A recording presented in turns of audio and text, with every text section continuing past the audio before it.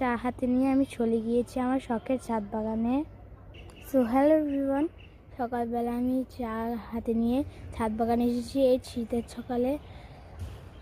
সকালে। সকালবেলা গাছপালা দেখতে দেখতে চা খাওয়ার মজাই আলাদা। আর আমি দেখতে এসেছি আমার চন্দ্রমল্লিকার কাছে কয়টা ফুল ফুটেছে, আর ফুলগুলো কিন্তু মাশাআল্লাহ অনেকটাই সুন্দর। আর এই ঠান্ডা ঠান্ডা ওয়েদারে চা খেতে খেতে এই সুন্দর ফুলগুলো উপভোগ করতে কার না ভালো লাগে, তোমরাই বলো। তাই আমি সকালবেলা চা খাচ্ছি। আর দেখো আমার গাঁদা ফুল গাছটা কেমন মরো অবস্থা, বুঝতে পারছি না কি হয়েছে। এই জন্যই আমার শীতের গাছ ভালো লাগে না। আর আমার গলাটা একটু কাশি লেগেছে, তোমরা আমার এই গলাটা ইগনোর করো। আর দেখো এগুলো মরে যাচ্ছে। আমার শীতের গাছ কয়েকবার ফুল দেওয়ার পরই পাতাগুলো হলুদ হলতে থাকে। দেখো কিন্তু চন্দ্রমল্লিকা কিন্তু খুবই ভালো, তাও এই দেখো চন্দ্রমল্লিকা গাছের পাতাগুলো এরকম হয়ে যাচ্ছে।